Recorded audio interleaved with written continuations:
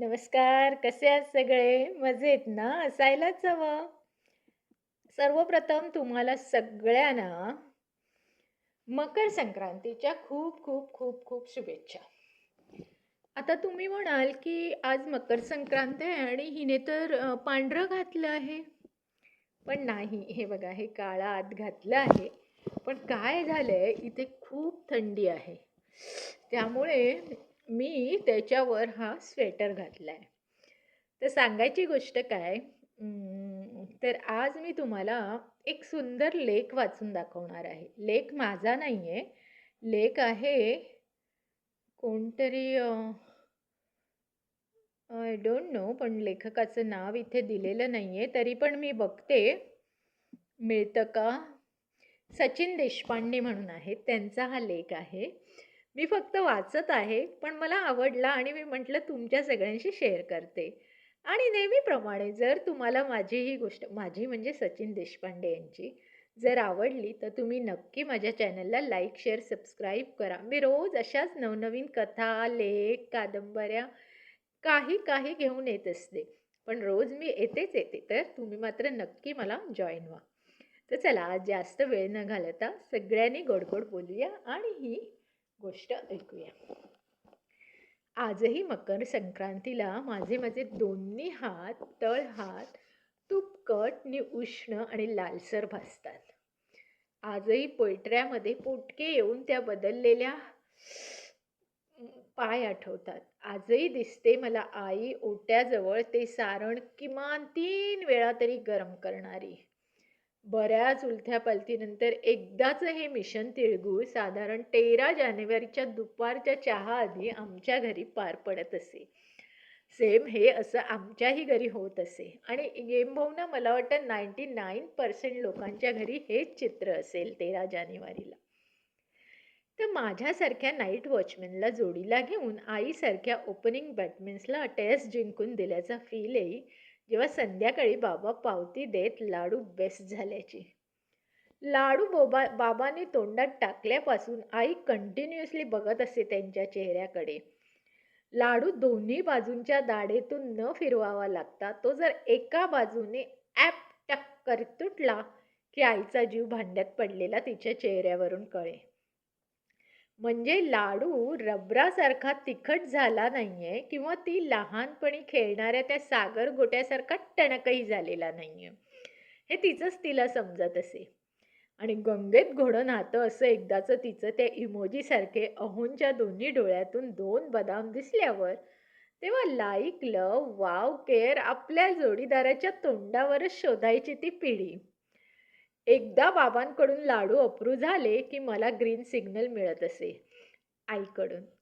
आणि मग माझे डझनभर लाडू धपकावून झालेले असत. संक्रांतीच्या पूर्वसंध्येलाच ते दोन्ही गालात 2 तिळगुळ ठेवून फुगलेल्या गालातून पाझरणारी गोड लाळ ओठांच्या बाहेर येऊ न देता सरळ करत सराईतपणे गिळणं हे कोणीही न शिकवता आलेलं स्किल असे. आहाहाहा! आहाहाहा! स्वर्ग सुख मिळत असे त्यातून.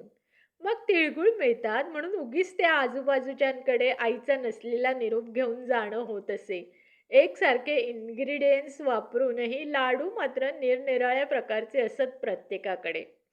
म्हणजे अगदी 2 डोळे, 2 कान, 1 नाक आणि 1 जिवणी असूनही प्रत्येक चेहरा जसा वेगळा असतो एक दुसऱ्यापेक्षा, तसे फक्त तेच सगळे इन्ग्रीडियंट्स आणि लाडू मात्र वेगवेगळ्या आकाराचे. फक्त कॉमन असे त्या प्रत्येक लाडवाला झालेला तो उबदार तळव्यांचा स्पर्श, त्या त्या गृहलक्ष्मीचा, आणि त्यामुळे टेक्स्चर कसंही असो लाडवाचं, चव बहाददारच असे प्रत्येकाचीच. पुढचे 2-4 दिवस मग तिळगुळांचा कैफच असे चढलेला. आणि एके संध्याकाळी 7 वाजून गेले तरी आईने वर बोलवलं कसं नाही, या विचारात गोमेजलेल्या आणि विस्कटलेल्या मला कुणकुण लागत असे घरातल्या गेलेल्या हळदी कुंकवाच्या घाटाची. मग इतर वेळी 10 आकानेही वर न जाणारा मी आपणहून पोहतच असे घरी. वा, एखाद्या नाट्यगृहात आल्याचा फील येत असे मग मला. तो दरवाजातला लेडीज चपलांचा खस, त्या नटून आलेल्या बायका, त्यांच्या आणि त्या वेगवेगळ्या पावडरी, केसातील ते पिनात अडकवलेले गजरे आणि त्या गजऱ्यातून गळून उंबरठाशी पडलेल्या काही मोगऱ्याच्या कळ्या, त्या तरुण वयस्कर पाखरांचा तो एकत्र चिवचिवाट खळखळाट, हॉलमध्ये आमचे सोफा आणि खुर्च्याही रात्री उशिरापर्यंत घमघमत असत. मग अगदी दारातली शेवटची चप्पल गेल्यानंतरही 40 वर्षापूर्वी ती आईने घातलेली हळदी कुंकू, अनेक वचनं, काय काय करायचं कोणास ठाऊक, आठवली की गुलाब पाण्याचे थंड शिंतोडे जाणवतात तोंडावर आजही. आणि नाकाशी हुळहुळतो एकमेकांवर घासलेल्या त्या छोट्या गरम उपड्या हातांचा दरवळही. तिळगुळ, गुलाबपाणी, अत्तर आणि आई प्रत्येकीला द्यायची तो लाल गुलाब, या 4 गोष्टी वेदांच्या नावासारख्या एकामागोमाग येतात डोक्यात माझ्या. चिक्कार धमाल केली आम्ही मुलांनी त्यावेळी. 10-12 वर्षाचे होईपर्यंत ते सालं वयच टीन आलं आणि ह्या सगळ्या गोष्टी टीनपटू वाटू लागल्या. मग घराबाहेरच उनगड्यांमध्ये घालेला जीव रमू लागला. पण आता ते दिवस आठवले की वाटतं, एडपट असूनही आपण किती समृद्ध आणि जिवंत बालपण जगलो. आजच्या ह्या कायच्या काय स्मार्ट आणि तरीही रोबोट जनरेशनच्या मनाने तर अगदीच.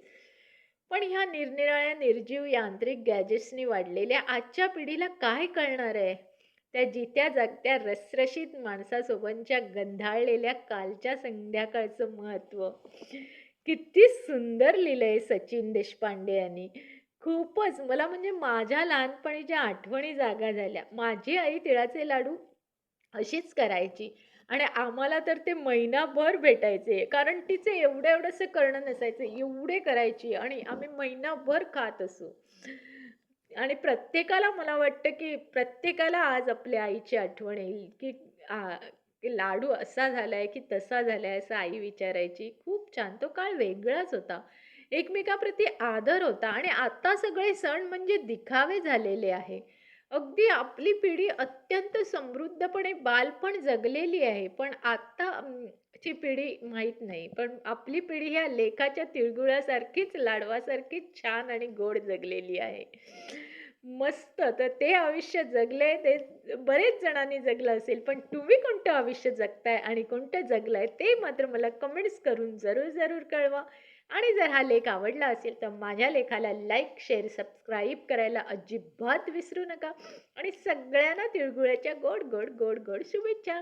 तिळगुळ घ्या आणि गोड बोला. बाय. पुन्हा भेटू उद्या.